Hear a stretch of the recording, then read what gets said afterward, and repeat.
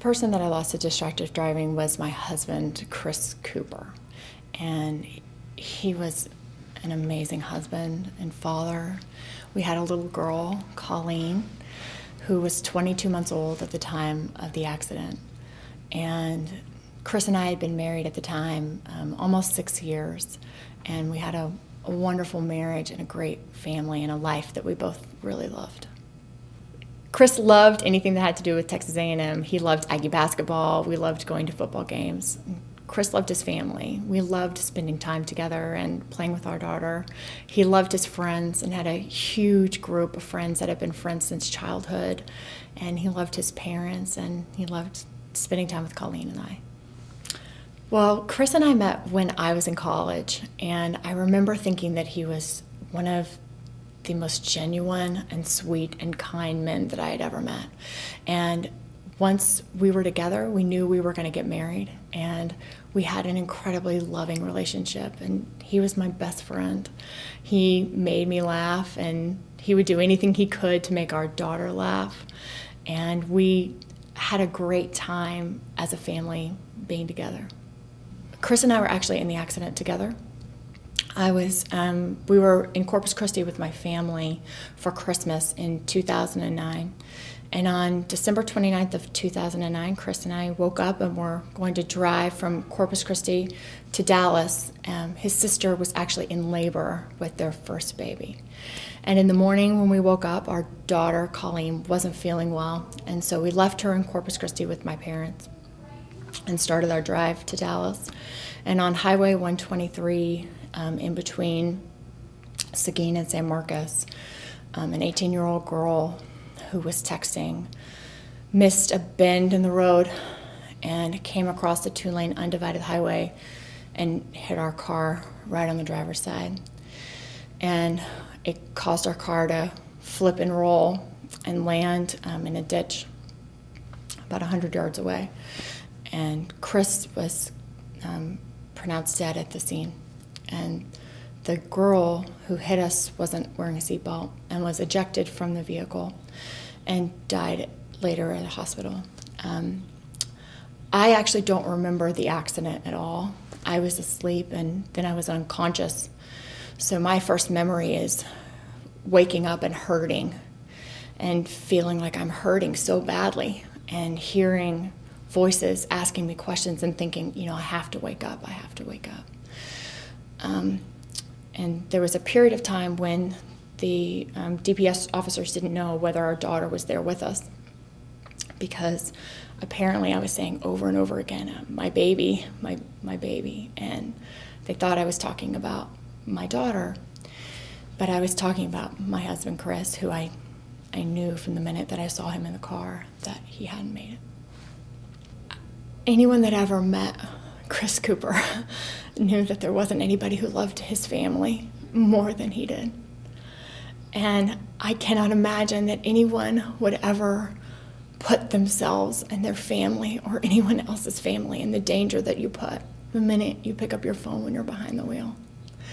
And on Chris's first birthday after the accident, it was the time that I posted a blog about the cause of the accident. And I'll say there what I say now, that this is the same thing, is that no call and no text is worth this.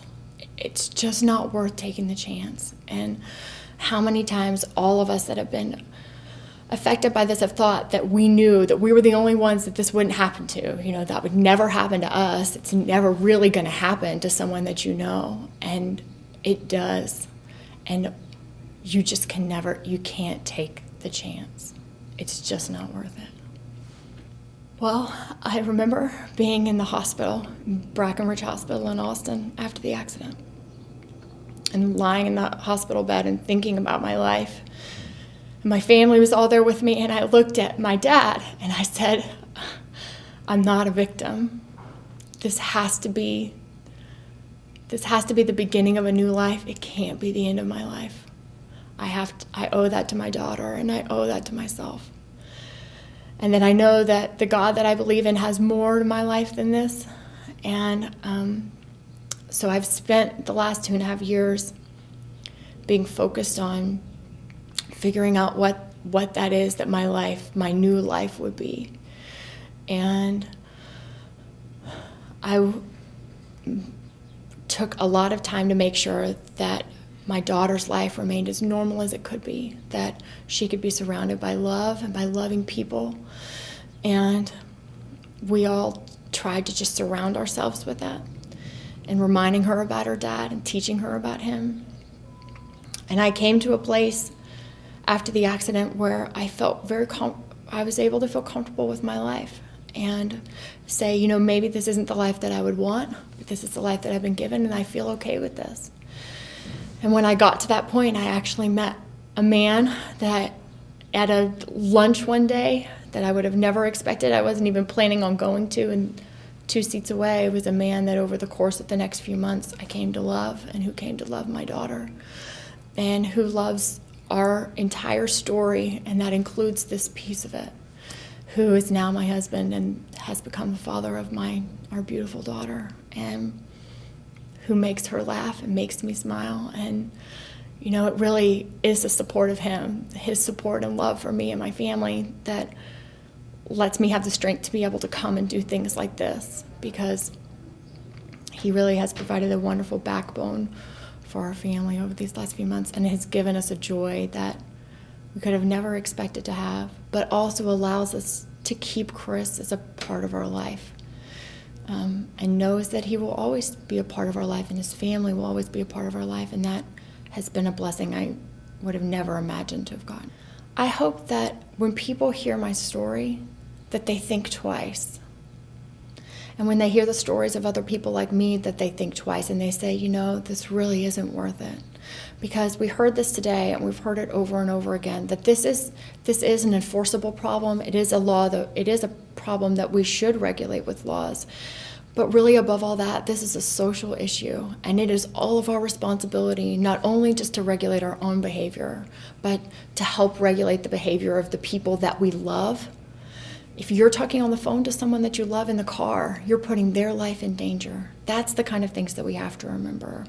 And that when you get in a car with someone who's talking on the phone, you're endorsing their behavior. So it's not just our own behavior that we have to regulate, but we really now have to start using our influence, all of us, to start changing the mindset around this issue. So that's what I would say that my goal is, that we have to start changing the mindset, and we have to start saying, this is not okay.